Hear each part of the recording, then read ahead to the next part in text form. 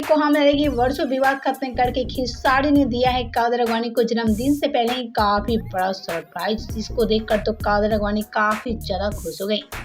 तो आप सभी को हम बता दें कि कादर अडवाणी को ऐसा सरप्राइज दे दिए हैं खिलाड़ी लाल यादव, जिसके बारे में तो कादर अडवाणी अभी तक कभी सोची भी नहीं थी।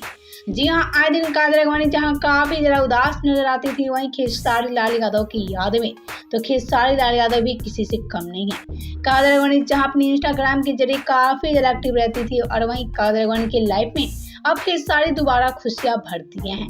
आप सभी को हम बता दें, कादर अडवाणी के जन्मदिन से पहले खिलाड़ी ने दिया है कादर अडवाणी को काफी बड़ा सरप्राइज। जी हाँ, आप सभी को हम बता दें कि सरप्राइज ये है कि कादर अडवाणी से खिलाड़ी अपना विवाद खत्म कर लिए।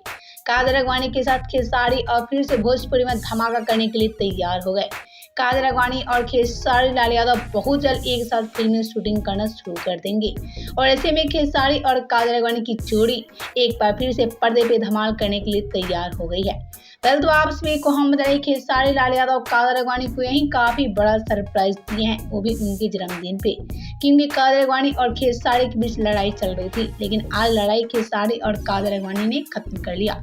लेकिन आप सभी को हम बताइए, खिलाड़ी और कादर अडवाणी बहुत जल्द देखने को मिलेंगे।